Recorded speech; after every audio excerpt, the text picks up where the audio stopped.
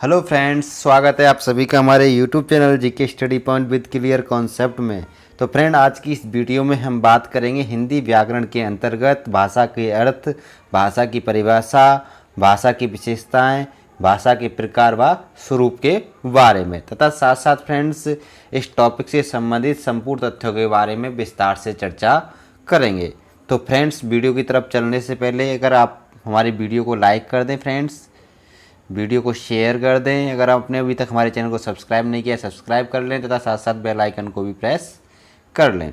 तो फ्रेंड, आज की जो हमारी वीडियो है फ्रेंड, हिंदी व्याकरण की शुरुआत की प्रथम वीडियो है, पहली वीडियो है। और पहली वीडियो में हम आज से ही हिंदी व्याकरण स्टार्ट कर रहे हैं फ्रेंड्स। और हिंदी व्याकरण हम एक तरफ से एक एक टॉपिक को लेते हुए कम्प्लीटली आपको संपूर्ण कराएंगे। और फ्रेंड्स, एक बात का भी ध्यान रखें, जो हिंदी है हमारी प्रतियोगी परीक्षाओं में हिंदी का विशेष महत्व होता है। जैसे लेखपाल की परीक्षा हो, चाहे टेट की परीक्षा हो, चाहे सुपर टेट हो फ्रेंड्स, चाहे पटवार की परीक्षा हो, चाहे रीट की परीक्षा हो, चाहे पुलिस की परीक्षा हो, चाहे एसआई की परीक्षा हो। तो विभिन्न प्रतियोगी परीक्षाओं में फ्रेंड्स हिंदी का बहुत ही महत्व होता है, क्योंकि ये जो हिंदी होती है हमारी मेरिट में रैंक हमें प्रदान करवाती है। तो फ्रेंड्स, यहाँ पे मेरे हिंदी व्याकरण पढ़ाने का उद्देश्य आपको रटाना नहीं है, समझाना है। यहाँ पे एक एक पॉइंट को आपको बारीकी से समझना है, रटना नहीं है। जब आप हिंदी को अगर आप बारीकी से समझ लेंगे, एक एक पॉइंट को समझ लेंगे, तो आपको कहीं पे भी कोई भी दिक्कत नहीं होगी। एक बात का और ध्यान रखें फ्रेंड्स, हिंदी के प्रत्येक टॉपिक को आपको समझना है, क्योंकि प्रत्येक टॉपिक एक दूसरे से जुड़ा हुआ है फ्रेंड्स। जब जहाँ पे भी जिधर भी आपने कहीं पे भी एक टॉपिक को मिस कर दिया फ्रेंड्स, तो बाकी के टॉपिक आपके ऑटोमेटिकली सिस्टम उनका गड़बड़ा जाएगा। तो फ्रेंड्स, आपको एक एक टॉपिक्स को स्टेप बाय स्टेप क्लियर करना है फ्रेंड्स, क्योंकि जो हिंदी के सारे टॉपिक्स हैं वो एक दूसरे से स्टेप बाय स्टेप जुड़े हुए हैं किसी न किसी रूप में फ्रेंड्स। तो हिंदी को यहाँ पे आपको रटना नहीं है, समझना है। एक एक पॉइंट को बारीकी से समझाता हुआ चलूँगा फ्रेंड्स। तो फ्रेंड्स, देखिए हमारे हिंदी का जो पहला टॉपिक्स है आज की जो बिंदु को, सबसे पहले हम बात करेंगे भाषा के अर्थ के बारे में। तो फ्रेंड्स, समझना है, यहाँ से एक एक पॉइंट्स को मैं आपको समझाता हूँ। एक एक लाइन को पढ़ेंगे, एक एक लाइन को पढ़ने के बाद फ्रेंड्स मैं आपको एक एक पॉइंट समझाऊंगा। तो सबसे जो हमारा पहला पॉइंट है वो कह रहा है कि फ्रेंड्स की भाषा शब्द की उत्पत्ति संस्कृत भाषा की भाष धातु में टाप प्रत्यय लगाने से हुई। तो फ्रेंड्स, समझना है कि जो भाषा शब्द है, यानी जो आज के बारे में, आज हम सबसे पहले क्या पढ़ रहे हैं, भाषा के अर्थ के बारे में पढ़ रहे हैं। किसके बारे में पढ़ रहे हैं फ्रेंड्स? भाषा के अर्थ के बारे में पढ़ रहे हैं। अब भाषा के अर्थ के बारे में पढ़ रहे हैं, तो ये जो भाषा शब्द है फ्रेंड्स, जो इसकी उत्पत्ति हुई है वो किससे हुई है, किस भाषा से हुई है? संस्कृत भाषा से हुई है। और संस्कृत भाषा से हुई है तो कैसे हुई है फ्रेंड्स? कि संस्कृत भाषा में एक भाष धातु है। कौन सी धातु फ्रेंड्स? भाष धातु। और इस भाष धातु में अगर हम टाप प्रत्यय जोड़ दें, क्या जोड़ दें फ्रेंड्स? टाप प्रत्यय जोड़ दें। तो टाप प्रत्यय जोड़ने के बाद में प्लस कर दें भाष में टाप का, तो किस शब्द का निर्माण होता है फ्रेंड्स? भाषा शब्द का निर्माण होता है। अब फ्रेंड्स, आपको यहाँ पे बात, ये पॉइंट्स क्लियर हो गया होगा। अब जो भाषा शब्द है फ्रेंड्स, इस भाषा शब्द का तात्पर्य क्या होता है? तो फ्रेंड्स देखो, भाषा शब्द के कई सारे तात्पर्य, कई सारे अर्थ होते हैं। जैसे हम भाषा का अर्थ एक व्यक्त करने से भी लगाते हैं। भाषा का अर्थ क्या होता है? व्यक्त करना, या बोलना, या फिर कहना, या व्यक्त वाणी, या फिर सबसे जो इम्पोर्टेंट पॉइंट्स है वो ये है, विचार प्रकट करना ही क्या कहलाता है? भाषा कहलाता है फ्रेंड्स। अब देखो फ्रेंड्स, समझना यहाँ से यहाँ तक इतने पॉइंट्स हो गए। आपको समझना क्या है कि जो भाषा शब्द है फ्रेंड्स, ये संस्कृत भाषा से बना। और संस्कृत भाषा में किस धातु में? भाष धातु में कौन सा प्रत्यय लगा? टाप प्रत्यय। अब प्रत्यय क्या होते हैं फ्रेंड्स? प्रत्यय शब्द के पीछे लगाए जाते हैं फ्रेंड्स। क्या होते हैं? प्रत्यय कहाँ लगाए जाते हैं?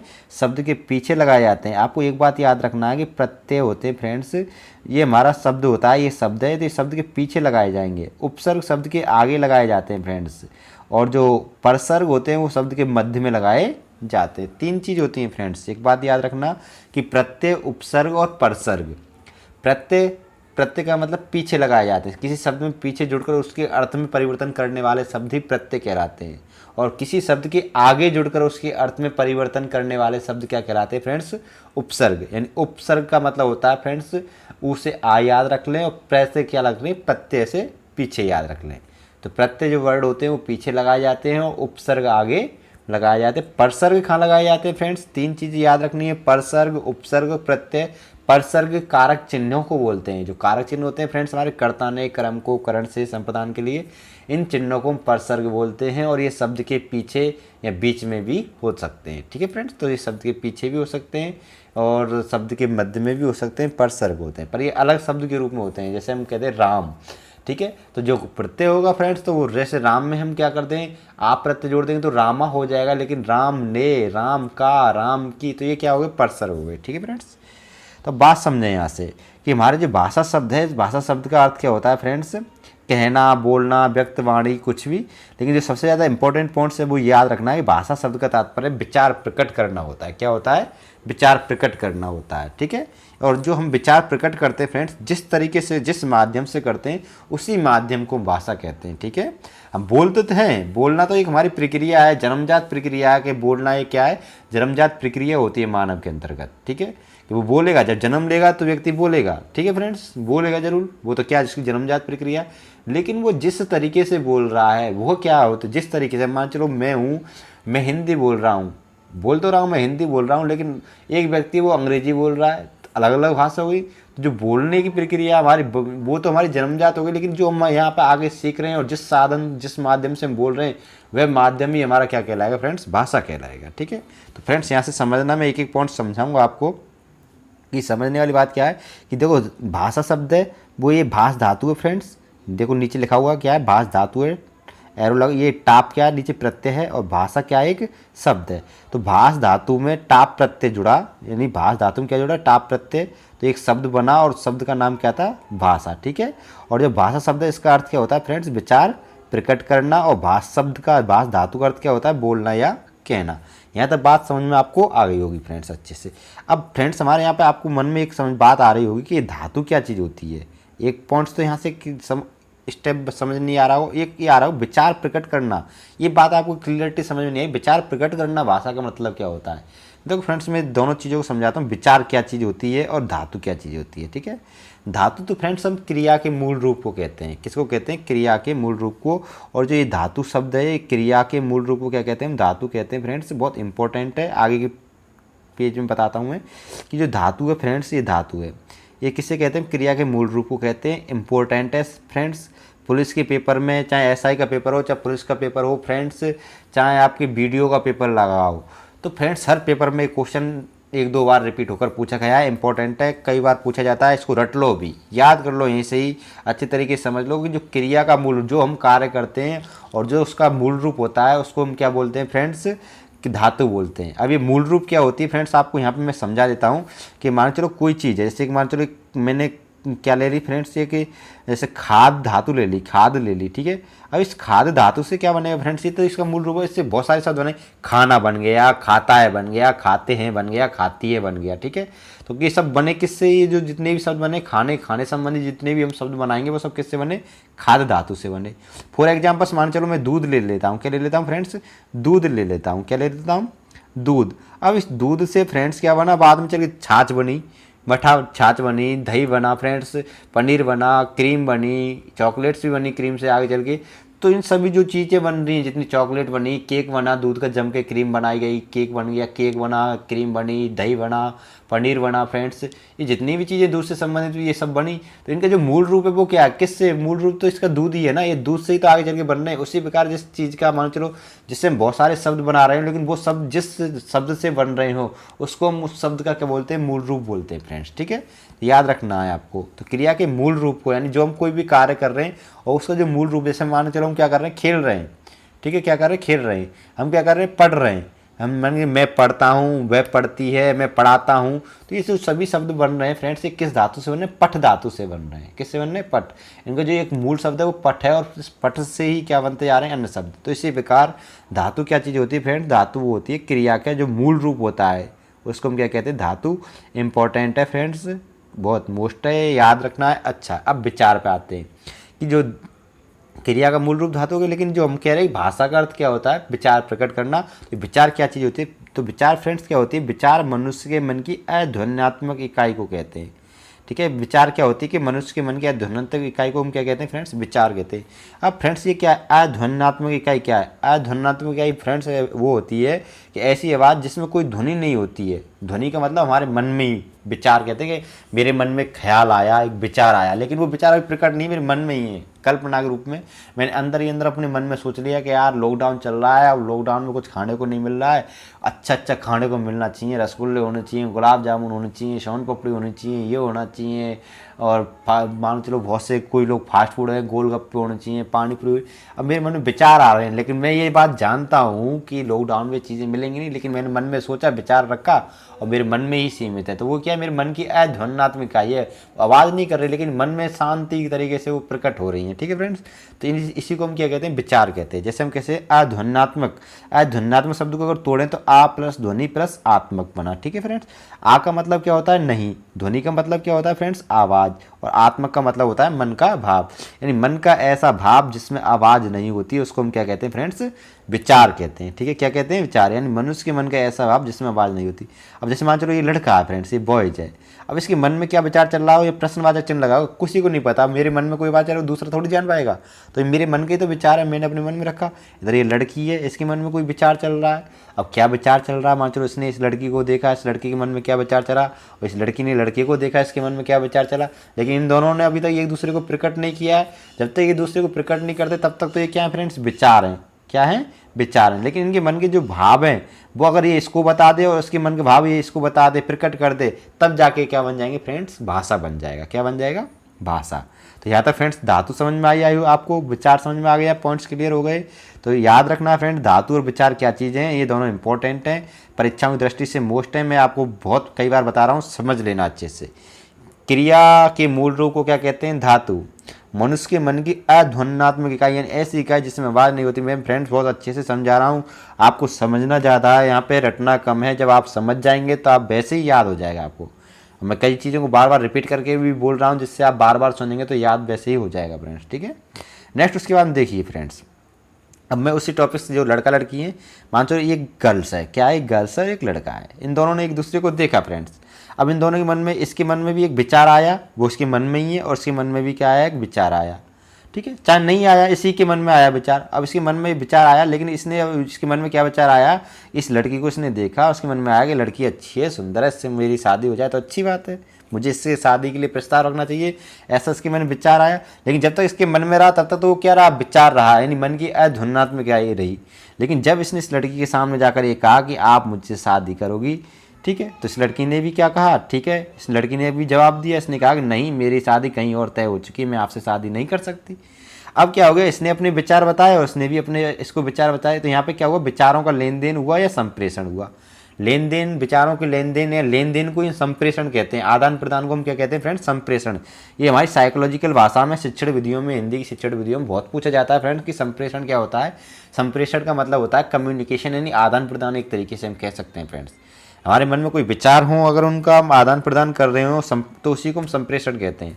विचारों का लेन देन या संप्रेषण क्या कहलाता है फ्रेंड्स, भाषा कहलाता है। देखो ये रहा, अब ये विचारों का लेन देन या संप्रेषण जिस माध्यम से या जिस साधन से कर रहे हैं, उस साधन को हम क्या कहते हैं फ्रेंड्स, भाषा कहते हैं। ठीक है, अब बात यहाँ पे आती है कि भाषा क्या चीज़ है। समझ गए होंगे फ्रेंड्स कि हमारे मन में उठे ऐसे कोई भाव या विचार जिनको हम जिस साधन या माध्यम से एक दूसरे के सामने क्या करते हैं, प्रेषित करते हैं, समक्ष रखते हैं, जिस माध्यम से, उस माध्यम को हम क्या कहते हैं, भाषा। ठीक है, तो यही भाषा है। तो भाषा का तात्पर्य क्या होता है फ्रेंड्स, विचार प्रकट करना। विचार प्रकट करने का मतलब क्या है कि जिस माध्यम से हम अपने विचार प्रकट करते हैं वही माध्यम हमारा क्या कहलाता है फ्रेंड्स, भाषा कहलाता है। ठीक है, अब इसने मान चलो इसमें हिंदी आती तो हिंदी भाषा के माध्यम से इसने इसको समझाया, इस पर भी हिंदी आती तो ये हिंदी क्या है, हिंदी कौन सा माध्यम हो, कौन सी भाषा का माध्यम लिया इन्होंने, हिंदी भाषा का माध्यम लिया।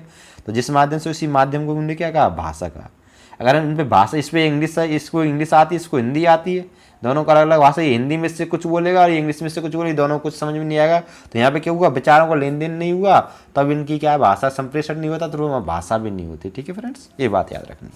तो अर्थात हम क्या कह सकते हैं कि विचारों का लेन देन या संप्रेषण का जो माध्यम या साधन होता है उसी को हम क्या कहते हैं फ्रेंड, भाषा कहते हैं। तो भाषा की परिभाषा समझ में आपको आ गई होगी कि विचारों का लेन देन या आदान प्रदान हम जिस माध्यम से करते हैं, ये वही माध्यम हमारा क्या कहलाता है, भाषा कहलाता है। ठीक है फ्रेंड्स, विचार तो मैंने समझाई दिए। विचार क्या है, हमारे मन की अध्वन्यात्मक इकाई, ऐसी इकाई जिसमें आवाज़ नहीं होती, ऐसा मन का भाव जिसमें आवाज़ नहीं होती, लेकिन जब आवाज़ हो जाती है तो वो क्या बन जाती है, भाषा बन जाती है। ठीक है फ्रेंड, विचार से क्या बन जाती है, भाषा बन जाती है। ठीक है, क्लियर पॉइंट्स। उसके बाद में देखिए भाषा की परिभाषा समझ में आपको आ गई होगी फ्रेंड्स कि भाषा क्या है। कि भाषा वह माध्यम है, एक बात और समझें फ्रेंड्स यहाँ पे कि अब यहाँ पे देखो फ्रेंड्स, ये विचारों को जो इन्होंने आदान प्रदान किया वो एक लड़के ने किया एक लड़की के लिए, लेकिन फ्रेंड्स यहाँ पे एक से अधिक लोग भी हो सकते हैं, उधर भी एक से अधिक लोग हो सकते हैं। जैसे मान चलो मैं आपको पढ़ा रहा हूँ, आप एक से अधिक हैं, आप मान चलो 100 हैं, सपोज दैट 300 हैं, 400 हैं, 500 हैं, लेकिन आप सभी मिलकर अपने विचार की मेरे सामने समझ के रखते हैं सर हिंदी को आप पूर्णतः कंप्लीटली पढ़ाओ। ये आप सभी ने अपने विचार रखे मेरे समक्ष, मैंने भी आपको अपनी भाषा में मैंने भी अपना विचार रखा। ठीक है, मैं आपको हिंदी एक लंग से एक तरफ से संपूर्ण कंप्लीटली एक एक पॉइंट को लेते हुए पढ़ा दूंगा। तो मैंने भी अपने विचार बता दिए, आपने भी मुझे विचार बता दिए। तो आप क्या, आपकी संख्या एक से अधिक है, मेरी संख्या सिंगल है, या हो सकता है मैं मेरी पूरी टीम के साथ आपसे कह दूं हाँ ठीक है हम आपको ये कंप्लीट कराएंगे। तो ये जो विचारों को लेन देन कर रहे हैं हम, एक से अधिक लोगों के मध्य भी हो सकता है, एक एक के मध्य भी हो सकता है। ठीक है फ्रेंड्स, ये बात याद रखनी है। देखो फ्रेंड्स, परिभाषा समझें कि भाषा वह माध्यम है जिसके द्वारा एक व्यक्ति या व्यक्तियों का समूह दूसरे व्यक्ति या दूसरे व्यक्तियों के समूह अपने विचारों को लेन देन, संप्रेषण या विचार विमर्श करता है। तो जो भाषा के ऐसा माध्यम फ्रेंड्स जिसमें एक व्यक्ति भी हो सकता है, क्या हो सकता है फ्रेंड्स, एक व्यक्ति और एक व्यक्ति, ठीक है, ये दोनों क्या कर सकते हैं, अपने विचारों का लेन देन कर सकते हैं। ठीक है, अपने विचारों का आदान प्रदान किया तो भी ये भाषा है। अब यहाँ पे हो सकता है कि एक व्यक्ति ना हो, इधर भी 5 व्यक्ति हों और इधर क्या हो फ्रेंड्स, इधर 10 व्यक्ति हों। तो ये दोनों जब अपने आपस में क्या कर रहे हैं, एक से अधिक व्यक्ति है, तो ये दूसरा समूह, एक समूह ये हो गया, एक समूह ये हो गया, जो ये दोनों समूह भी क्या कर रहे हैं, अपने विचारों का आदान प्रदान कर रहे हैं, तो भी ये क्या है, भाषा है। तो कुल मिला के बात है कि यहाँ पे हम अपने विचारों को क्या कर दें, आदान प्रदान कर दें, अपने मन के जो भाव हैं उनको हम क्या कर दें, एक दूसरे के सामने प्रकट कर दें, वही हमारी क्या कहलाएगी, भाषा कहलाएगी।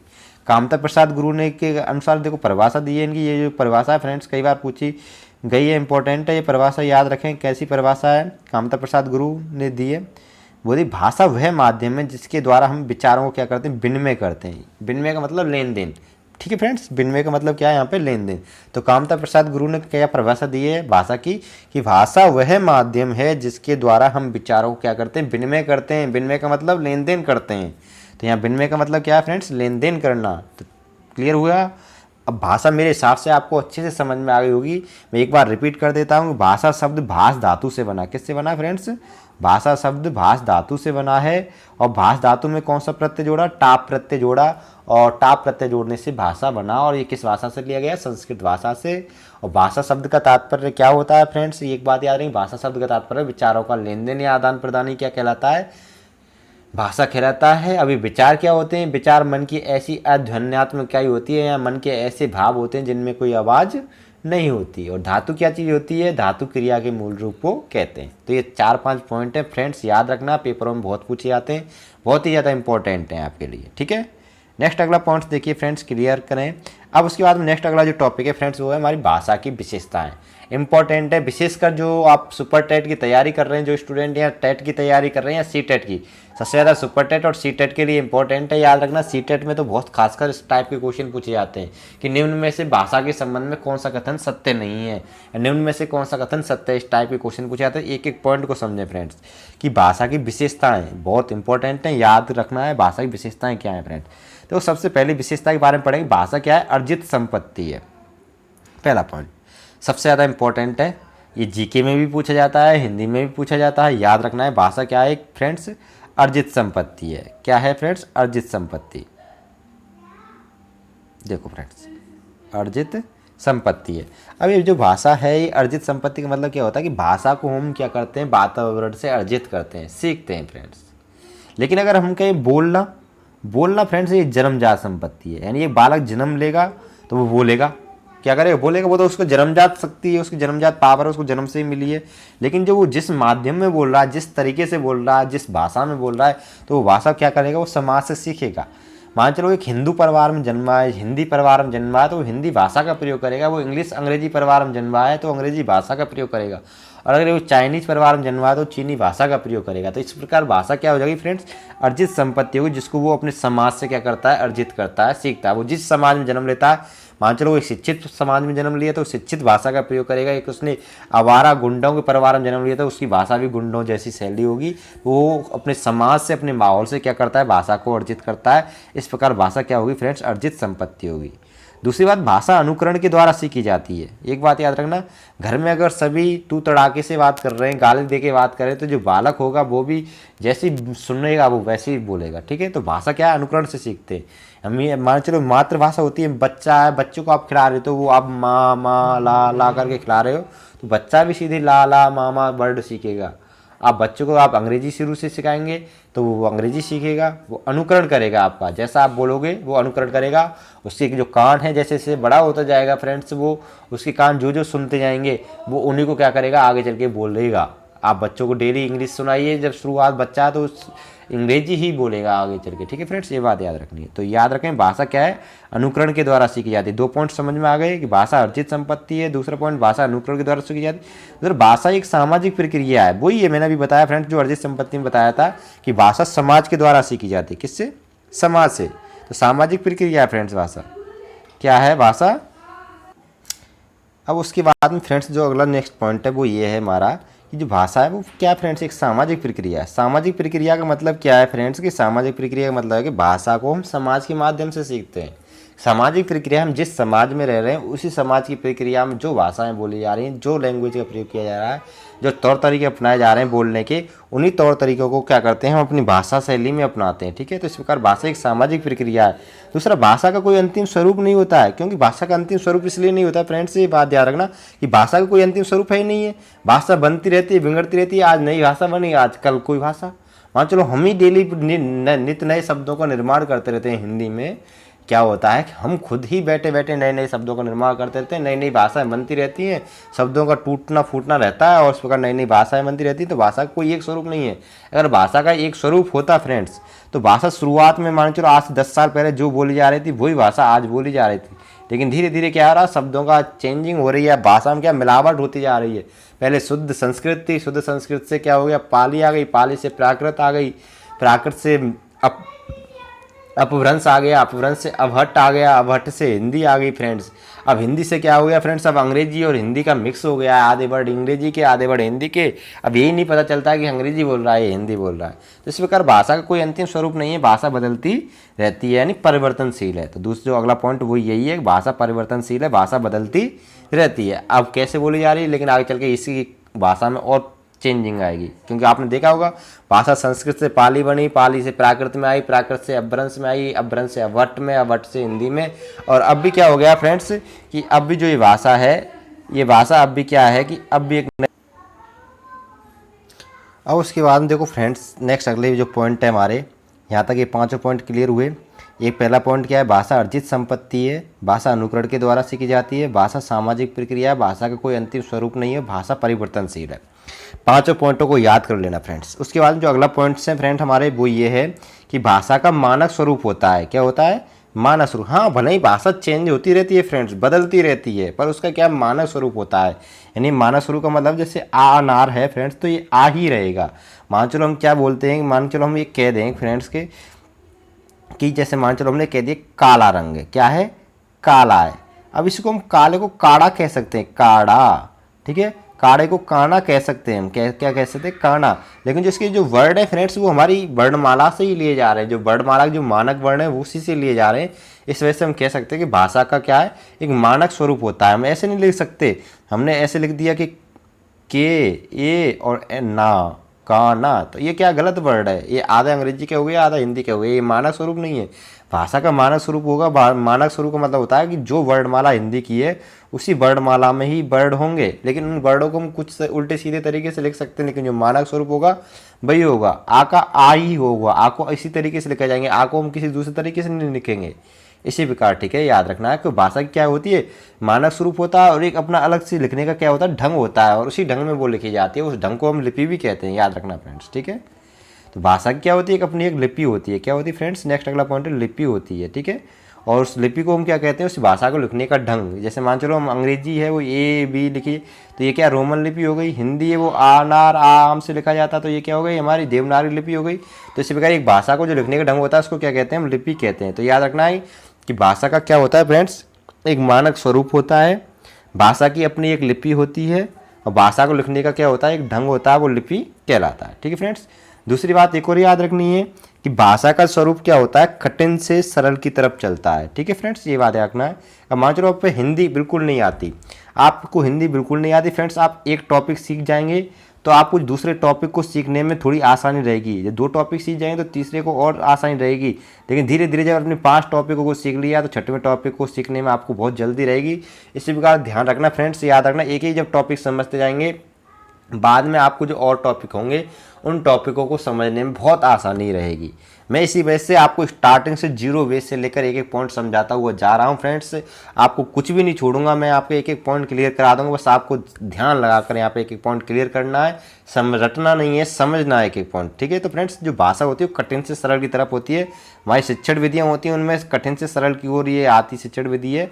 जो भाषा होती है पहले कठिन लगती है हमको, लेकिन जैसे जैसे हम सीखते आते हैं वो क्या हो जाती है, हमारे लिए सरल हो जाती है। भाषा क्या होती है, संप्रेषण का साधन होती है। तो मैं स्टार्टिंग से सिखाता आ रहा हूँ, भाषा क्या होती है, विचारों का आदान प्रदान करना होता है। यानी विचार जहाँ भाषा के माध्यम से तो विचारों का आदान प्रदान होता है, संप्रेषण होता है। संप्रेषण मतलब आदान प्रदान करना। तो भाषा क्या होती है, अपने विचारों के आदान प्रदान का क्या होती है, साधन होती है। ठीक है, अब दूसरी बात है, मनोवैज्ञानिक दृष्टिकोण से भाषा को सीखने के लिए जिज्ञासा, अनुकरण, अभ्यास की आवश्यकता होगी। ठीक है फ्रेंड्स, अब भाषा को सीखने के लिए क्या होता है फ्रेंड्स, हमारे अंदर जिज्ञासा होनी चाहिए, अनुकरण होना चाहिए और अभ्यास होना चाहिए। अब मान चलो हमने कोई बालक होगा, उसके अंदर क्या होगा, मान चलो उसने देखा मेरा जो बड़ा भाई है वो मेरे पापा को क्या बोला, उसने अपने पापा को उसने क्या बोला, पापा बोला। तो उसने वो वर्ड सुना, उसने पहले जिज्ञासा हुई कि जो मेरा बड़ा ही भाई है पापा को क्या बोल रहा है। तो उसने देखा पापा को पापा बोल रहा है, मम्मी को मम्मी बोल रहा है, लेकिन वो नहीं जानता इनको क्या बोलते हैं। ठीक है, अपने जन्म देने वाले पेरेंट्स को, माता पिता को क्या बोलते हैं। उसने कहा कि जो मेरे पिताजी हैं उसको तो उसने पापा बोला, जो माता है उसको मम्मी बोला। तो बालक ने की अंदर जिज्ञासा हुई, उसने उसको सीखा, सुनने के बाद में उस चीज़ का अनुकरण किया, अनुकरण करके बाद में वो धीरे धीरे अभ्यास करता रहा, पा मम्मी मम्मी, इस प्रकार वो क्या सीख गया फ्रेंड्स। ठीक है, ये बात याद रखनी है। तो हम जब भाषा सीखेंगे तो भाषा सीखने के लिए हमारे अंदर क्या होता है, जिज्ञासा। जिज्ञासा को आपने 1 वर्ड देखे होंगे फ्रेंड्स, जो जानने का इच्छुक रहता हो उसको क्या बोलते हैं, जिज्ञासु बोलते हैं। क्या बोलते हैं फ्रेंड्स, जिज्ञासु। जब तक आपके अंदर किसी चीज़ को जानने की इच्छा नहीं होगी, जब तक आपका मन पढ़ने के लिए इच्छा नहीं होगा, तब तक आप बिल्कुल नहीं पढ़ेंगे। मैं आपसे दिन रात कहूँ कि आप पढ़िए पढ़िए पढ़िए, लेकिन आप नहीं पढ़ेंगे। लेकिन जब आपके अंदर स्वतः ही मन में ये भाव स्फुटित होगा कि हमें पढ़ना चाहिए, हमारे लिए पढ़ाई इंपॉर्टेंट है, हमारे लिए नौकरी सब कुछ है, हमारा चला कैरियर है, हमारी लाइफ है, तभी आप पढ़ेंगे। क्योंकि आपके अंदर जिज्ञासा होगी तभी आप सीखेंगे। और जिज्ञासा आपके अंदर जब जिस दिन पैदा हो जाएगी पढ़ने की, उस दिन आप क्या करेंगे, मैं जो पढ़ा रहा हूँ उन सभी चीज़ों का अनुकरण करेंगे। आप मेरे द्वारा बोले गए हर पॉइंट का अनुकरण करेंगे और उनका डेली क्या करेंगे, अभ्यास भी करेंगे। तो याद रखना, हमारे सीखने के लिए भी ये तीनों पॉइंट इंपॉर्टेंट है कि जब कब सीखेंगे हम, जब हमारे अंदर जिज्ञासा होगी। जब जिज्ञासा होगी तो हम क्या करेंगे, किसी दूसरे के द्वारा सिखाई गई चीज़ों का अनुकरण करेंगे और उनका अभ्यास भी करेंगे। तो याद रखना है, भाषा भी इसी प्रकार सीखी जाती है कि हमारे अंदर जब जिज्ञासा होगी उनका अनुकरण करेंगे, अनुकरण के माध्यम से हम अभ्यास भी करेंगे। ठीक है फ्रेंड्स, उसके बाद नेक्स्ट अगला पॉइंट हमारा देखें कि भाषा के विकास क्रम या कौशल इंपॉर्टेंट है फ्रेंड। याद रखना, शुभोपली। क्या है फ्रेंड्स, शुभोपली। शुभोपली का मतलब भाषा के जो विकास क्रम होते हैं उनको सुनना, बोलना, पढ़ना, लिखना कहते हैं। ठीक है फ्रेंड्स, लेकिन याद रखना है कि मैडम मारिया मांटेसरी एक मनोवैज्ञानिक हैं। इन्होंने क्या रखा कि इन्होंने जो भाषा के वैज्ञानिक जो विकास क्रम है, बोलने के क्रम है, उनको क्या कर दिया, जो अंत में पढ़ना लिखना है इसको उल्टा सीधा कर दिया। इन्होंने लिखने को पहले पढ़ना है। इन्होंने बताया सुनना बोल, यानी बालक पहले सुनता है फिर बोलना सीखता है, पहले सुनना सीखता है फिर बोलना सीखता है, फिर लिखना सीखता है, फिर पढ़ना सीखता है। ऐसा किसने कहा, मैडम मारिया मांटेसरी ने। लेकिन मैडम मारिया मांटेसरी के अलावा जितने भी मनोवैज्ञानिक हैं उन्होंने क्या बताया कि बालक सबसे पहले सुनना बोलना सीखता है, फिर बोलना सीखता है, फिर पढ़ना सीखता है, फिर लिखना। जबकि मैडम मारिया मांटेसरी ने क्या बताया कि बालक पहले क्या सीखेगा, सुनना, फिर क्या सीखेगा, बोलना, फिर क्या सीखेगा, लिखना, फिर क्या सीखेगा, पढ़ना। तो याद रखना, अगर मैडम मारिया मांटेसरी के अकॉर्डिंग्स पूछे तो सुनना बोलना लिखना पढ़ना बताना है फ्रेंड्स, भाषा के विकास क्रम। लेकिन मैडम मारिया मांटेसरी का नाम ना दे और आपसे पूछे कि भाषा के कौशल क्या हैं या भाषा के विकास क्रम के चरण क्या हैं, तो आपको बताना पहला चरण सुनना, दूसरा चरण बोलना, तीसरा चरण पढ़ना और चौथा चरण लिखना। इनको हिंदी में हम क्या कह सकते हैं फ्रेंड्स, आपको याद रखना, सुनने को क्या बोलते हैं फ्रेंड्स, हम लिस्टनिंग। क्या बोलते हैं, लिस्टनिंग। और बोलने को क्या बोलते हैं हम, स्पीक। ठीक है, तो हम इनको इंग्लिश में क्या बोलते हैं फ्रेंड्स, इंग्लिश में याद रखना है LS रीड, R और W, LSRW, यानी listen, speak, read write, clear friends. Next अगला पॉइंट देखिए कि मनुष्य द्वारा उच्चारित शब्द ही भाषा की श्रेणी में आते हैं। ऐसा नहीं पशु ने बोला, शेर ने दहाड़ा, कुत्ते ने भौंका, गधे ने रैंका, ठीक है। तो ये ऐसा नहीं है कि इन सभी को हम भाषा कहेंगे, नहीं फ्रेंड्स, मनुष्य के द्वारा उच्चारित शब्दों को ही हम भाषा कहते हैं। बहुत इंपॉर्टेंट है, कई बार पूछा भी गया है, ये मल्टीपल चॉइस पॉइंट होते हैं उनमें रख दिए जाते हैं, क्योंकि पशु पक्षी जानवर चींची म्याऊं म्याऊं आज ध्वनियों से मनोभाव व्यक्त करते हैं, लेकिन इसको हम व्यक्त वाणी नहीं कह सकते। इनको क्या कहते हैं फ्रेंड्स, हम ध्वनियाँ कहते हैं, इनको वाणी नहीं कहते, व्यक्त वाणी नहीं कहते। जबकि भाषा क्या होती है फ्रेंड्स, व्यक्त वाणी होती है। क्या होती है, विचारों का प्रकटीकरण होता है, व्यक्त वाणी होती है, ठीक है। तो उसी को हम क्या बोलते हैं, भाषा बोलते हैं। लेकिन आपको याद रखना है फ्रेंड्स, एक बात याद रखनी है कि जो पशु पक्षियों के द्वारा बोली जाने वाली भाषा होती है वो व्यक्त वाणी ना होकर क्या होती है, ध्वनियाँ होती हैं। नेक्स्ट जो अगला पॉइंट वो है हमारा कि विचारों की अभिव्यक्ति संप्रेषित करने का सबसे सशक्त माध्यम क्या होता है, मातृभाषा होती है। क्या होती है फ्रेंड्स, मातृभाषा होती है। विचारों की अभिव्यक्ति संप्रेषित करने का जो सबसे सशक्त माध्यम होता है वो क्या होती है फ्रेंड्स, मातृभाषा होती है। क्या होती है, मातृभाषा। याद रखना, मातृभाषा क्यों होती है फ्रेंड्स, क्योंकि हम मातृभाषा, हमारी जो क्षेत्रीय भाषा होती है फ्रेंड्स, उस भाषा को हम जो सीखते हैं अपने माता के मुंह से या अपने क्षेत्र के समाज के मुंह से जो भाषा सुनते हैं वो क्यों सशक्त होती है फ्रेंड्स, क्योंकि हम उस माध्यम से अगर हल्के से में भी किसी को बोल देंगे, मान लो सामने वाला भी उसी चीज़ माहौल में, उसी मात्र सोसाइटी में पला है, आप भी उसी में, तो आप उसको डायरेक्टली उस भाषा से समझाएंगे तो वो बहुत जल्दी समझेगा। मैं आपको आपकी क्षेत्रीय भाषा में पढ़ाऊंगा तो आप बहुत अच्छे से समझोगे। मैं आपको डायरेक्टली आपकी क्षेत्रीय भाषा से ना पढ़ाकर अंग्रेजी भाषा को यूज करते हुए या शुद्ध हिंदी को यूज करते हुए पढ़ाऊँ तो आप कम समझेंगे फ्रेंड्स, ठीक है। वही वाली बात होती है कि जो विचारों की अभिव्यक्ति संप्रेषित करने का सशक्त माध्यम होता है वो मातृभाषा होती है। यानी याद रखना फ्रेंड्स, अगर किसी बंदे को कोई भी चीज़ सिखानी है तो उसके अगर मातृभाषा में सिखाएंगे तो उस चीज़ को जल्दी सीखेगा, क्योंकि वो उसकी क्या सीखने का सबसे सशक्त माध्यम बनेगा। ये बहुत इंपॉर्टेंट पॉइंट है, इसको याद रखना फ्रेंड्स कि विचारों की अभिव्यक्ति संप्रेषित करने का सबसे सशक्त माध्यम क्या होता है। इसमें ऑप्शन में भाषा भी मिलेगा, मातृभाषा भी मिलेगा, तो आपको मातृभाषा करना है, ठीक है फ्रेंड्स, इंपॉर्टेंट है। नेक्स्ट उसके बाद देखिए भाषा के प्रकार फ्रेंड्स। 2 पॉइंट्स हो गए फ्रेंड्स, भाषा का अर्थ हो गया, भाषा की परिभाषा हो गई, भाषा की विशेषताएं हो गई। अब हम बात करेंगे भाषा के प्रकार के बारे में। किसके बारे में, भाषा के प्रकार के बारे में। देखो फ्रेंड्स, भाषा के मुख्यतः कितने रूप होते हैं फ्रेंड्स, 2 रूप या 2 प्रकार होते हैं, ठीक है, एक बात समझना।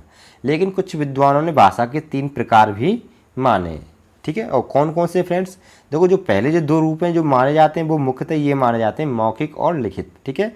मौखिक का मतलब होता है जो बोलकर, और लिखित का मतलब होता है लिखकर।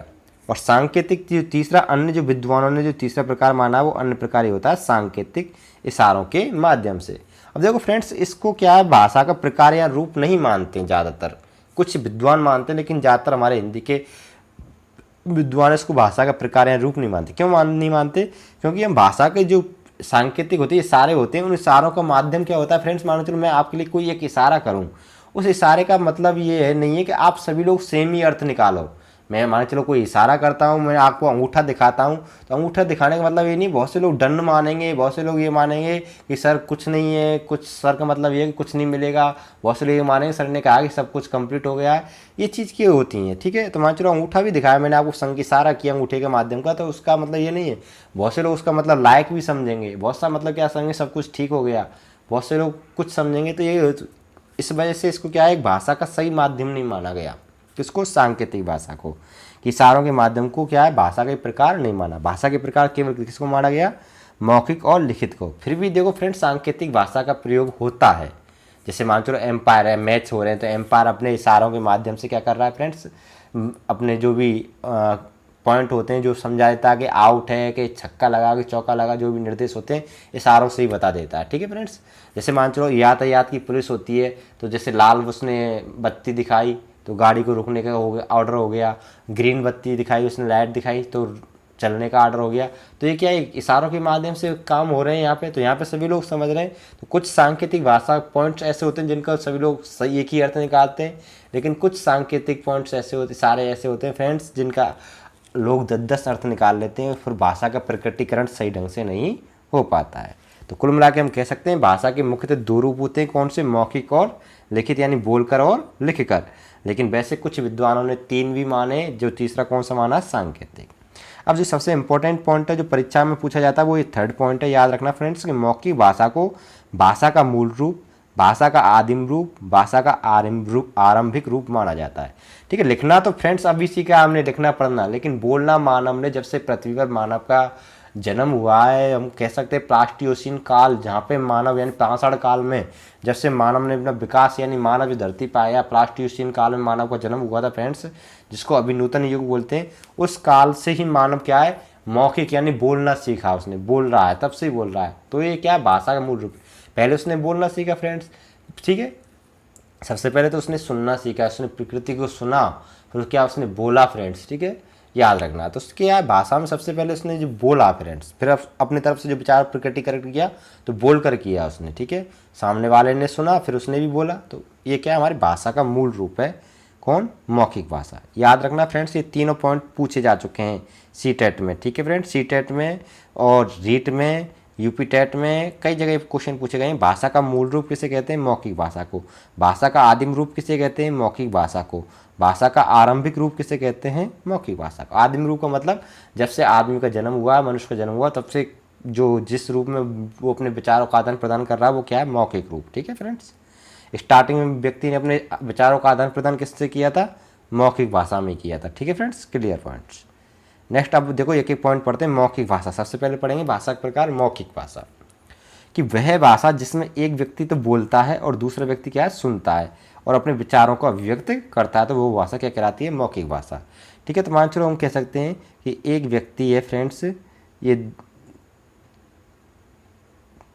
ठीक है, दो व्यक्ति हैं। ठीक है, हम कह सकते हैं ये दो व्यक्ति, इसने कुछ बोला, इसके लिए इसने कुछ सुना, और इस प्रकार इन दोनों ने क्या किया, अपने विचारों का आदान प्रदान किया। ठीक है, जब यहाँ पे इन्होंने अपने विचारों का आदान प्रदान कर दिया, अपने विचारों को अभिव्यक्त कर दिया, तो ये कौन सी भाषा हुई फ्रेंड्स, मौखिक भाषा। ठीक है, बोलकर। जैसे हम कह सकते हैं मोबाइल फ़ोन पर बातचीत। ठीक है, हम मोबाइल फ़ोन पर क्या करते हैं, बातचीत करते हैं। मैंने कुछ कहा, आपने सुना, लेकिन जब आपने कुछ बोला तो फिर मैंने सुना। ठीक है, तो ये क्या, मोबाइल फ़ोन में बातचीत क्या है, मौखिक भाषा होती है। अब फ्रेंड्स यहाँ पे एक बात याद रखना कि पेपर में कभी भी आपसे ये नहीं पूछेगा कि मौखिक भाषा की परिभाषा क्या है, वो आपसे क्या पूछेगा, ये इंपॉर्टेंट है। जो एग्जाम्पल्स हैं ये मोस्ट हैं, ये एग्जाम में पूछे जाएंगे आपसे। ठीक है फ्रेंड्स, ये एग्जाम में कैसे पूछेंगे, मोबाइल फ़ोन पर बातचीत कौन सी भाषा का उदाहरण है, तो मौखिक भाषा का उदाहरण है। किसी राजनेता का भाषण किस भाषा का उदाहरण है, मौखिक भाषा का उदाहरण है। रेडियो पर प्रसारण, गीत का प्रसारण हो, समाचार का प्रसारण हो, ये किस भाषा का उदाहरण है, मौखिक भाषा का उदाहरण। ठीक है फ्रेंड्स, क्लियर पॉइंट्स यहाँ तक, ये बात याद रखनी है। तो ये इंपॉर्टेंट है, ये पूछे जाते हैं। मोबाइल फ़ोन पर बातचीत करना किस भाषा का उदाहरण है फ्रेंड्स, मौखिक भाषा का। यानी हम कुल मिला के बात कह सकते हैं, जहाँ पे एक व्यक्ति बोल रहा हो और दूसरा सुन रहा हो तो वो मौखिक भाषा ही होगी। ठीक है फ्रेंड्स, क्लियर। अब लिखित भाषा में क्या होता है फ्रेंड्स, लिखित भाषा में क्या होता है, एक व्यक्ति लिखता है, दूसरा व्यक्ति पढ़ता है। ठीक है, फिर वो व्यक्ति लिखता है, फिर दूसरा व्यक्ति पढ़ता है। जैसे हम कह सकते हैं मोबाइल पे, व्हाट्सएप पे या हम बात कर रहे हैं, तो मोबाइल पे जब हम व्हाट्सएप पे बात करते हैं, आपने देखा होगा, या मैसेंजर पे बात करते हैं, किसी से चैट करते हैं, तो पहले हमने मैसेज टाइप किया, हमने लिखा, तो हम लिख रहे हैं, हमने उसको भेज दिया, उसने फिर पढ़ा, उसने पढ़ा, तो मैंने लिखा, उसने पढ़ा, फिर उसने लिखा, मुझे भेजा, फिर मैंने वो पढ़ा, फिर मैंने लिखा उसके लिए, फिर उसने पढ़ा। ये प्रक्रिया किस में आती है फ्रेंड्स, लिखित भाषा में आती है। लिखित भाषा में क्या होता है कि एक व्यक्ति इसमें लिखता है, दूसरा पढ़ता है, उस माध्यम से विचारों क्या करते हैं, अभिव्यक्त करते हैं, आदान प्रदान करते हैं, और यही विचारों का आदान प्रदान क्या कहलाता है, लिखित भाषा कहलाता है। ठीक है, यानी वह भाषा जिसमें एक व्यक्ति लिखकर और दूसरा व्यक्ति पढ़कर अपने विचारों को अभिव्यक्त करता है, वह भाषा क्या कहलाती है, लिखित भाषा कहलाती है। जैसे समाचार पत्र पत्रिकाएँ। ठीक है, समाचार पत्र पत्रिका क्या है, ये संपादक के द्वारा लिख दी गई और हमने क्या है वो पढ़ी, तो ये क्या हो गया, किस कौन सा माध्यम हो गया, भाषा का, लिखित भाषा। पाठ्य पुस्तक लेखक के द्वारा लिखी गई, हमने वो पढ़ी, ये क्या कौन से भाषा का माध्यम हो गया, लिखित भाषा का। पत्र या चिट्ठी हमने लिखी, हमने जिसको भेजी उसने पढ़ी, वो क्या हो गया, ये भी लिखित भाषा। मोबाइल चैटिंग, यानी फ़ोन पे हम जैसे व्हाट्सएप पे, मैसेंजर पे चैटिंग कर रहे हैं, वो भी हमारे लिखित भाषा का उदाहरण है। और याद रखना, ये क्वेश्चन कई बार पेपर में पूछा गया है सी-टेट में, भाषा का लिपिबद्ध रूप क्या होता है, तो भाषा का लिपिबद्ध रूप क्या होता है, लिखित भाषा होती है। ठीक है फ्रेंड, ये याद रखना है, ये मोस्ट है। एग्जाम्पल भी इसके सबसे ज़्यादा पूछे जाते हैं, ये भी मोस्ट है। ठीक है फ्रेंड्स, क्लियर, समझ गए होंगे फ्रेंड्स यहाँ तक कि लिखित भाषा क्या होती है, जिसमें एक लिखता है और दूसरा पढ़ता है, वही क्या होती है, लिखित भाषा। ऐसे सारे एग्जाम्पल्स किसमें आएंगे, लिखित भाषा में। और एग्जाम्पल्स आपको समझ लेने, बाई चांस वो कैसा भी एग्जाम्पल बना सकता है, कि जैसे सपोज दैट वो ये भी कह सकता है कि आप अपने फ्रेंड को मैसेज के माध्यम से एक पत्र लिख रहे हैं, या फिर कह सकते हैं कोई बात लिख रहे हैं और वो भी आपकी बात को पढ़कर आपको जवाब देता है, तो ये भाषा का कौन सा स्वरूप होगा? तो ये भाषा कौन सा स्वरूप होगा फ्रेंड्स? लिखित भाषा होगी। कौन सी होगी? लिखित भाषा। नेक्स्ट अगला पॉइंट देखिए फ्रेंड्स, सांकेतिक भाषा। सांकेतिक भाषा मैंने बता दिया, इसमें ना तो लिखकर हम अपने विचारों को अभिव्यक्त करते हैं, ना ही बोलकर, केवल किससे करते हैं? इशारों से। तो देखो फ्रेंड्स, जिस वह भाषा जिसमें ना लिखकर ना बोलकर केवल संकेतों के माध्यम से ही विचारों को अभिव्यक्त करते हुए सांकेतिक भाषा होती है। संकेत का मतलब इशारों के माध्यम से, ठीक है। जैसे हम कह सकते हैं क्रिकेट के मैदान में अंपायर का निर्णय, तो अंपायर होता है उंगली ऊपर उठा देता है तो आउट होता है, 2 उंगली ऊपर उठा देता है तो क्या हो गया, हाथ नीचे कर देता है तो चौका हो गया। इस प्रकार क्या होते हैं? इशारे होते हैं अंपायर के, और उन इशारों के माध्यम से हम क्या समझ जाते हैं, उसका निर्देश को या उसके क्या हो जाते हैं, उसके दिए गए आदेश को समझ जाते हैं, उसके द्वारा दिए गए निर्णय को समझ जाते हैं। यातायात पुलिस के द्वारा देखो फ्रेंड्स, गाड़ी चलने रुकने पे जो संकेत, जैसे मान चलो ग्रीन लाइट करना, रेड लाइट करना, येलो लाइट करना, तो ये यातायात पुलिस तो करती है और इन्हीं संकेतों के माध्यम से हम समझ जाते हैं। तो ये क्या, कौन सी भाषा का प्रयोग हो रहा है यहाँ पे? सांकेतिक भाषा का प्रयोग हो रहा है। गाड़ी का हॉर्न, गाड़ी हमारे पीछे चल रही है, हम बार बार हॉर्न बजा रहे हैं तो आगे वाला ऑटोमेटिक समझ जाएगा इसको क्या करना है, ओवरटेक करना है। मोबाइल की स्माइली का प्रयोग फ्रेंड्स, हम जैसे बात करते हैं व्हाट्सएप पे तो स्माइली भेजते हैं, कभी अंगूठे का स्माइली भेज देते हैं, कभी दोनों उंगलियों ऊपर करके विक्ट्री का स्माइली, कभी हंसने का, कभी रोने का। आपने देखा वो बातचीत करते हैं, उसने कोई दिल दुखाने बात कर दी तो हमने ऐसा स्माइली भेज दिया जिसमें आंखों से आंसू आ रहे हैं, खुश हो गए तो दांतों को खिलखिलाते हुए स्माइली भेज दिया। तो ये क्या है? हमारे संकेत इशारों के माध्यम से हमारे मन के मनोभाव व्यक्त हो रहे हैं, तो ये सब सांकेतिक भाषा में आते हैं। लेकिन फ्रेंड्स कभी कभी क्या होता है कि सांकेतिक भाषा के इशारों का जो अर्थ होता है फ्रेंड्स, उसके नेगेटिव अर्थ भी निकलते हैं फ्रेंड्स हर इशारे के, और हर इशारे के पॉजिटिव अर्थ भी निकलते हैं। लेकिन इसी वजह से यहाँ पे क्या होता है कि सांकेतिक भाषा को भाषा का रूप नहीं मानते, क्योंकि इसके नेगेटिव अर्थ भी होते हैं, पॉजिटिव भी होते हैं। आप किसी के सामने कोई इशारा कीजिए, वो उसका नेगेटिव अर्थ भी निकाल सकता है, पॉजिटिव अर्थ भी निकाल सकता है, ठीक है फ्रेंड्स, ये बात याद रखनी है। अब दूसरी बात एक और याद रखनी है कि जब तक कोई सार्थक ध्वनि या शब्द सुनने को नहीं मिलता फ्रेंड्स, कोई सार्थक शब्द, केवल इशारे मिल रहे हैं, ध्वनि मिल रही है, जब तक कोई सार्थक शब्द ध्वनि नहीं मिले या शब्द सुनने को नहीं मिले, तब तक वह क्या कहलाई फ्रेंड्स? सांकेतिक भाषा कहलाती है। ये बात याद रखनी, ये पॉइंट इंपॉर्टेंट है, याद रखना है। पॉइंट्स यहाँ तक क्लियर फ्रेंड्स? अब उसके बाद देखिए फ्रेंड्स, अब पढ़ेंगे भाषा का स्वरूप। क्या पढ़ेंगे फ्रेंड्स? भाषा का स्वरूप। देखो फ्रेंड्स, लाइन को पढ़ते जाएं कि आज विश्व में कुल 2796 भाषाएं, यानी लगभग 3000 भाषाएं और 400 लिपियाँ क्या है? मान्यता प्राप्त हैं दोस्तों। और ये जो लिपियाँ हैं, भाषाएं एक साथ प्रचलन में आई, इनका धीरे धीरे शब्दों के टूटने फूटने से क्या हुआ था? विकास हुआ था, और आगे चल के ये स्वरूप, ये जो आगे चल के भाषा के स्वरूप कहलाए, और इनसे नवीन भाषाओं को क्या हुआ फ्रेंड? जन्म हुआ, ठीक है। देखो फ्रेंड्स, मैं समझाता हूँ आपको कि आज के समय में विश्व में आज लगभग कितनी भाषाएं बोली जा रही हैं? 3000 भाषाएं बोली जा रही हैं लगभग फ्रेंड्स, और 400 लिपियाँ हैं फ्रेंड्स। और ये इतनी सारी भाषा के एक साथ में बनी थी? नहीं फ्रेंड्स, पहले धीरे धीरे क्या हुआ, एक भाषा बनी, फिर उसके टूट फूट के दूसरी भाषा बनी, फिर उसके टूट फूट के फिर तीसरी भाषा बनी। इस प्रकार धीरे धीरे शब्दों के टूट फूट से क्या है? भाषाएँ बनती हुई चली गई फ्रेंड्स, ठीक है। जैसे मान चलो मैंने एक भाषा में काला कह दिया, एक ने इसको काड़ा कह दिया, ठीक है। अब वो दो शब्द बन गए और दोनों का अर्थ क्या है? एक ही हो रहा है, ठीक है। तो यहाँ पे क्या हो गया? काड़ो, काड़ा, ठीक है, काला, काली, ठीक है, ये क्या अलग अलग हो गए, ठीक है। तो ये जो ऐसे शब्दों को तोड़ फोड़ के हम अलग अलग नए नए शब्द बनाते रहते हैं, लेकिन उनका अर्थ समान रखते हैं, तब क्या अलग अलग भाषाओं का जन्म हो जाता है। और वैसे भी फ्रेंड्स आपको एक बात बता दें, मैं आपको बता दूं कि देखो फ्रेंड्स, 4 कोस, यानी ऐसा कहा भी जाता है कि एक कोस पर पानी का मिठास होती है वो बदल जाती है, 4 कोस पर बाणी बदल जाती है, यानी एक कोस पर पानी बदले और 4 कोस पे बाणी बदले। तो वही वाली बात है फ्रेंड्स। तो आज के समय में विश्व में बहुत सारी भाषाएं बोली जाती हैं।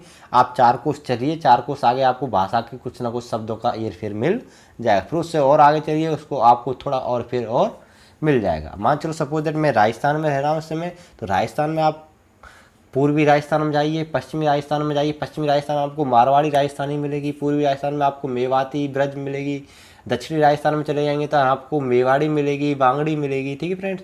और इधर आप इधर शेखावाटी भी मिलेगी, और उधर आप चले जाएँ ऊपर उत्तरी राजस्थान में तो उधर शेखावाटी मिलेगी, इधर आपके दक्षिणी और पूर्वी राजस्थान में चले जाएँ तो आपको शेखावाटी भी मिलेगी।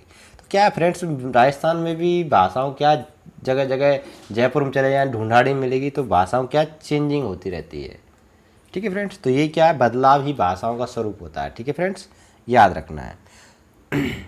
जैसे हम कह सकते हैं फ्रेंड्स कि इन भाषा का निर्माण क्या है, एक साथ नहीं हुआ और आगे चल के क्या है, भाषाओं के स्वरूप कहलाए और इन्हीं नवीन भाषाओं से इन जन्म हुआ। इनसे क्या है, नवीन भाषाओं को, नई नई भाषाओं का जन्म हुआ शब्दों के टूटने फूटने से।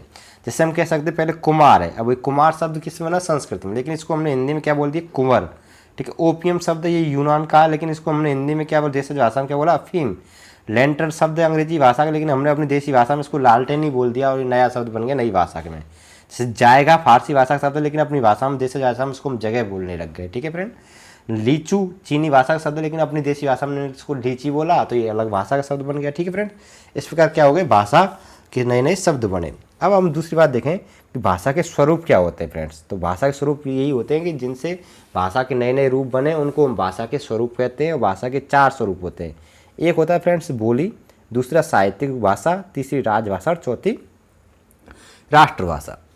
देखो फ्रेंड्स, सबसे पहले हम बोली के बारे में पढ़ेंगे। बोली क्या चीज़ होती है कि जिस भाषा के जन्म का ना तो अता चले और ना पता चले। ठीक है। अता पता ही नहीं चले ये कहाँ से आए ये शब्द, किसने पैदा किया ये शब्द, बल्कि सामान्य जनता अपनी सहूलियत के लिए इसे स्वयं बना लेती है। उस भाषा के स्वरूप को क्या कहा जाता है, बोली।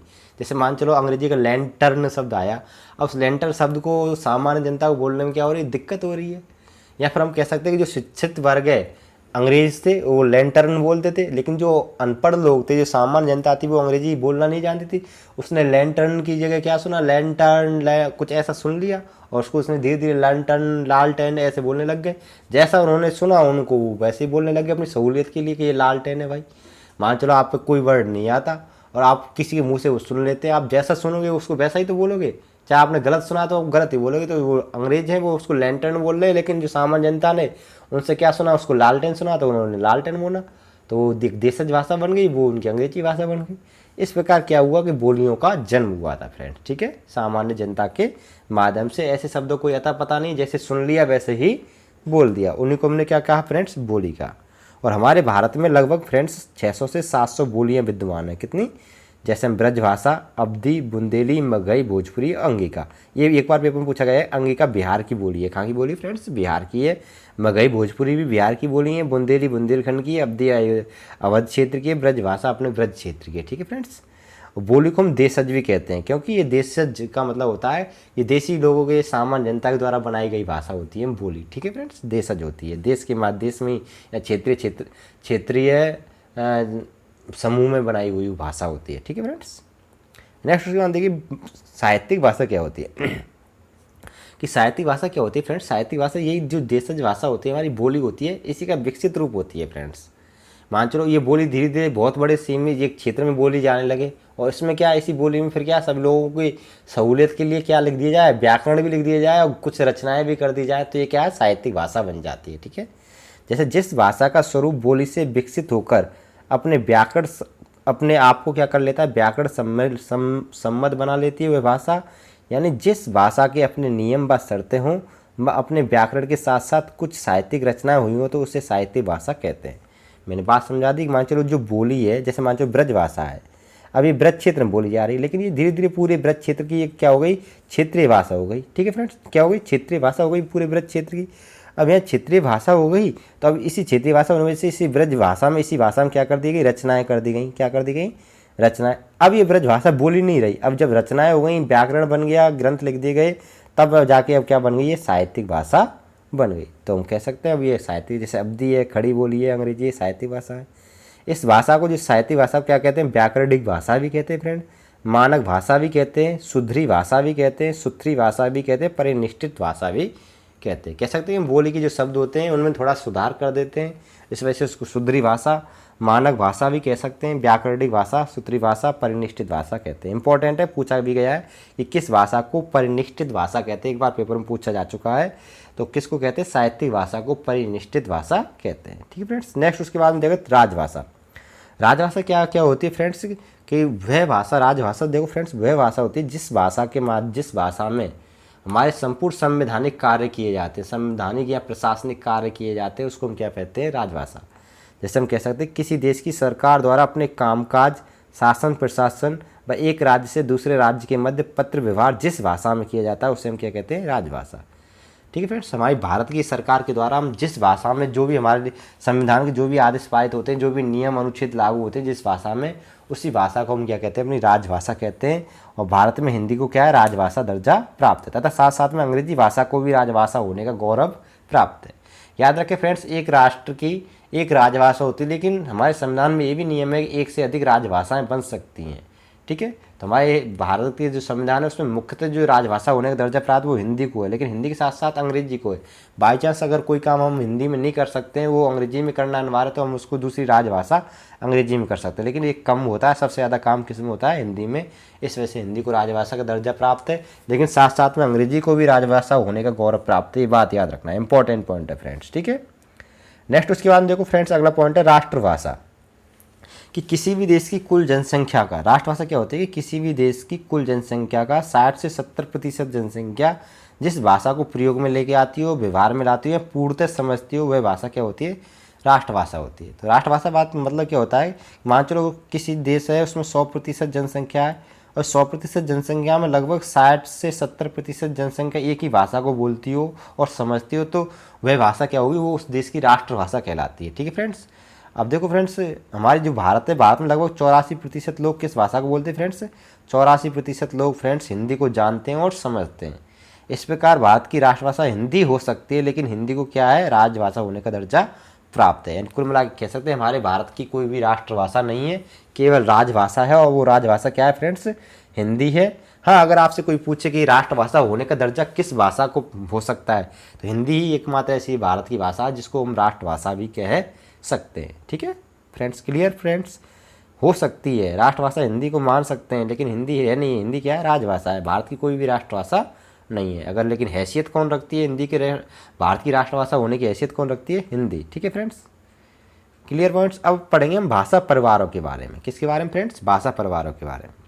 देखो फ्रेंड्स कि ग्रियर्सन, ठीक है फ्रेंड्स, एक हमारे हिंदी के बहुत अच्छे प्रसिद्ध लेखक हैं। इनके अनुसार भारत में 6 भाषा परिवार हैं। भाषा परिवार का मतलब क्या होता है कि एक ही मानक शब्द में, यानी मानक शब्दावली में, मानक व्याकरण में अनेक अलग अलग भाषाएं लिखी जा रही हों, और उन सभी भाषाओं के समूह को हम क्या बोलते हैं, भाषा परिवार बोलते हैं। ठीक है, जैसे हमारे आ से लेके ज्ञा तक क्या हमारी मानक वर्णमाला है। अब इसी वर्णमाला के शब्दों लेकर कई भाषाओं में, जैसे हम राजस्थानी भाषा में लिख दें, ठीक है फ्रेंड्स, ब्रज भाषा में लिख दें, खड़ी बोली लिख दें, लेकिन मानक शब्द तो हमारी उसी के वर्णमाला के, हिंदी वर्णमाला के, देवनागरी लिपि के, लेकिन भाषाएं अलग अलग है ना फ्रेंड्स।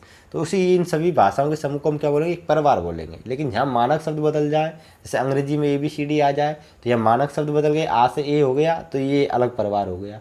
अब जैसे मान उधर चलो अपने दक्षिण भारत चले जाए, केरल, तमिल, मलयालम, यहाँ की मानक भाषा, यहाँ के शब्द बिल्कुल वर्ड बदल जाते, तो इनकी मानक वर्ड माला अलग है। ठीक है फ्रेंड्स। तो देखो फ्रेंड्स, ग्रियर्सन के अनुसार भारत में 6 भाषा परिवार, 179 भाषाएं और 544 क्या है फ्रेंड्स, बोलियां हैं, जबकि विश्व में लगभग 3000 भाषाएं और 12 भाषा परिवार हैं।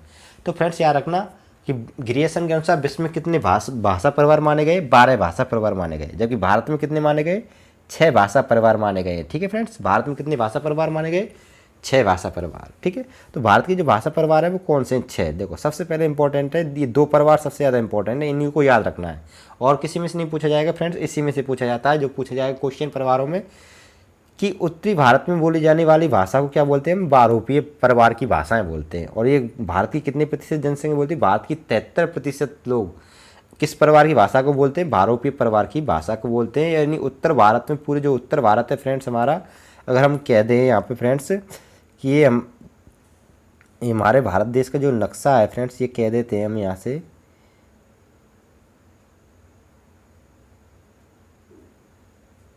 ठीक है फ्रेंड्स, ये जो यहाँ से इस प्रकार नक्शा है, तो इतना ऊपर का जो एरिया है, इस एरिया में फ्रेंड्स जो भाषा बोली जाती है वो बहुरूपीय परिवार की, और ये दक्षिणी क्षेत्र है, इसमें कौन सी, द्रविड़ परिवार की भाषा बोली जाती है, और जो पहाड़ी क्षेत्र है उनमें ऑस्ट्रिक परिवार की भाषा बोली जाती है। ये बात याद रखना है। तो कह सकते हैं कि जो ये दक्षिणी क्षेत्र है, निचला क्षेत्र, प्रायद्वीपीय भारत, इसमें अलग बोली जाती है, और जो ऊपरी क्षेत्र है फ्रेंड्स, जैसे बहुरूपीय परिवार उत्तर भारत में, यानी कह सकते हैं उत्तर भारत में बोले जाने वाली जितनी भी भाषा होती है वो सब किस में आती है, बहुरूपीय परिवार में, और भारत के 73% लोग इस परिवार की भाषा को बोलते हैं, और हिंदी इसी बहुरूपीय परिवार में आती है। किस में आती है, हिंदी इसी परिवार में आती है। ठीक है फ्रेंड्स। उसके बाद में फ्रेंड्स जो दूसरा परिवार है वो है द्रविड़ परिवार। कौन सा है, द्रविड़ परिवार। और भारत की 25% जनसंख्या इस परिवार की भाषा को बोलती है। उसमें 4 भाषाएं आती हैं, तमिल, तेलुगु, कन्नड़ और मलयालम। ठीक है, ये हिंदी से बिल्कुल अलग भाषाएं हैं। ठीक है, ये एक बात याद रखनी है। Clear point friends. द्रविड़ भाषाएं, ये दोनों पॉइंट याद रखने हैं। द्रविड़ भाषा कितने प्रतिशत लोग बोलते हैं भारत के? 25% लोग। भारोपी परिवार की भाषा कितने प्रतिशत लोग बोलते हैं? 73% लोग बोलते हैं फ्रेंड्स, याद रखना है। द्रविड़ परिवार की भाषा में कौन कौन सी भाषाएं आती हैं? तमिल, तेलुगु, कन्नड़ और मलयालम। और हिंदी किस परिवार की भाषा है? भारोपीय परिवार की भाषा है, यानी उत्तर भारत में बोली जाने वाली जितनी भाषाएं होंगी वो किस में आएंगी? भारोपीय परिवार में। नेक्स्ट उसके बाद में अगला परिवार है भारत का, वो है ऑस्ट्रिक परिवार। ठीक है फ्रेंड्स, कौन सा है? ऑस्ट्रिक परिवार। और ये भारत की 1.3% जनसंख्या इस परिवार की भाषा को क्या करती है फ्रेंड्स? बोलती है। जैसे संथाली, मुंडारी, सवेरा, खड़िया, कोर्क, भूमिज, गधवा, पोलंगवा, खासी, मोनक में निकोबारी, ये सभी क्या हैं? जनजातियाँ हैं फ्रेंड्स, जो पहाड़ी क्षेत्रों में रहती हैं। और पहाड़ी क्षेत्रीय जो जनजातियाँ होती हैं, इनकी एक अलग मानक भाषा होती है, अलग ही शब्दों का प्रयोग करते हैं और उसको ऑस्ट्रिक परिवार की भाषा बोलते हैं। भारत की 1.3% जनसंख्या इस भाषा को प्रयोग करती है। उसके बाद में जो नेक्स्ट अगला परिवार, एक तिब्बती परिवार की भाषा है, चीनी परिवार की भाषा है। और इस परिवार की भाषा में भारत में लगभग 0.7% भारत की जनसंख्या बोलती है, जैसे लुसई, मेइतेई, मारो, मिसमी, अबोर। ठीक है, यानी तिब्बत और चीन बॉर्डर पर जो भारत की जनसंख्या रहती है वो इस भाषा, इन परिवारों की भाषा को बोलते हैं। अगला जो परिवार है वो है अवर्गीकृत परिवार। ठीक है, जिसमें बुरुश, आस्की, अंडमानी, यानी क्या जनजाति जो अंडमान निकोबार द्वीप समूह या द्वीप समूहों में रहती हैं, उन जनजातियों की भाषा है। ठीक है फ्रेंड्स, इस प्रकार ये हमारे भारत में क्या है? 6 परिवार की भाषाएं बोली जाती है। 2 परिवार इंपॉर्टेंट है, इसमें भारोपीय परिवार और द्रविड़ परिवार। इनके ही क्वेश्चन पेपर में पूछे जाते हैं। जैसे एक बार एक क्वेश्चन पूछा गया था फ्रेंड्स पेपर में, ये क्वेश्चन ये कि भाषा परिवार के आधार पर हिंदी किस भाषा परिवार की, क्वेश्चन एग्जाम में पूछा जा चुका है। तो हिंदी किस परिवार की? भारोपीय परिवार की। भारोपीय परिवार का मतलब क्या होता है? भारत और यूरोप, इन दोनों से मिलकर जो बनी भाषा होती है उसको भारोपीय परिवार की भाषाएं बोलते हैं। नेक्स्ट उसके बाद में एक और क्वेश्चन पूछा गया था कि कौन सी बोली अथवा भाषा हिंदी के अंतर्गत नहीं आती है? तो याद रखना, तमिल, तेलुगु, कन्नड़, मलयालम बिल्कुल हिंदी से बिल्कुल मैच नहीं करती, हिंदी से बिल्कुल अलग है। क्लियर पॉइंट्स फ्रेंड्स, इस प्रकार याद रखना। भाषा परिवार हमारे कंप्लीट हो गए। तो फ्रेंड्स आज जो वीडियो है, इस वीडियो में हमने आपको क्या पढ़ाया फ्रेंड्स? भाषा का अर्थ, भाषा की परिभाषा, भाषा की विशेषताएं, भाषा के प्रकार, भाषा के स्वरूप और भाषा परिवार। इनको मिला के बात है, हमने भाषा से संबंधित 6-7 टॉपिक आपको यहाँ पे कंप्लीट कराए, एक एक पॉइंट आपको यहाँ पे समझाया। देखो फ्रेंड्स, एक बात और याद रखनी है कि मैंने यहाँ पे जो अपने नोट्स यहाँ पे जो मैं स्लाइड्स करा रहा हूँ, ये स्लाइड एक तरीके से नोट्स ही है। आप अगर इनको एक तरफ से उतारते हुए चले जाओ तो एक बहुत मजबूत नोट्स बन जाएगा फ्रेंड्स आपका। इनको आप राइट करके एक अच्छा नोट्स भी बना सकते हैं, कंप्लीटली नोट्स बनेगा फ्रेंड्स। मैं ऐसा नहीं कह रहा आपको फिर दोबारा इसमें कोई भी चीज़ जोड़ने की ज़रूरत नहीं पड़ेगी, इस टॉपिक से बाहर कुछ भी नहीं आएगा फ्रेंड्स। रटना नहीं है, समझना है आपको। यहाँ पे एक एक पॉइंट को अच्छे से पढ़ना है। मैंने यहाँ पे इन पॉइंटों को, स्लाइड को बनाया इस तरीके से सेट करके, आप इनको अगर पढ़ लोगे, एक बार अच्छे से पढ़ भी लोगे तो ही समझ जाओगे फ्रेंड्स। तो फ्रेंड्स इस प्रकार आज की जो हमारी वीडियो वो यहीं समाप्त होती है। ठीक है फ्रेंड्स, तो देखो फ्रेंड्स, आज की हमारी वीडियो आपको ज़रूर पसंद आई होगी मेरे हिसाब से। अगर पसंद आई हो तो फ्रेंड्स हमारी वीडियो को लाइक करना है और शेयर करना है फ्रेंड्स, ज़्यादा से ज़्यादा। देखो फ्रेंड्स, अपने दोस्तों को आप जितना शेयर करोगे, सब्सक्राइब मेरे बढ़ेंगे, लाइक बढ़ेंगे फ्रेंड्स, मेरा वॉच टाइम बढ़ेगा, तो मेरे अंदर जोश होगा और जोश जागेगा। तो फ्रेंड्स मैं और अधिक मेहनत करूँगा आपके लिए और अधिक से अधिक आपके लिए वीडियो बनाऊँगा फ्रेंड्स। एक बात याद रखना है, लेकिन जब फ्रेंड्स आप अगर ना इंटरेस्ट नहीं दिखाओगे तो फिर मुझे भी कोई इंटरेस्ट नहीं रहेगा फ्रेंड्स, ये बात याद रखनी है। तो फ्रेंड्स आप हमारी वीडियो को लाइक करना है, शेयर करना है, हमारे चैनल को सब्सक्राइब करना है तथा साथ साथ बेल आइकन को भी प्रेस करना है। ठीक है फ्रेंड्स, तो हमारे चैनल को सब्सक्राइब करें, बेल आइकन को प्रेस करें। ठीक है फ्रेंड्स, तो आज की वीडियो यहीं तक फ्रेंड्स, मिलते हैं आपसे नेक्स्ट अगली वीडियो में। तब तक के लिए फ्रेंड्स अलविदा।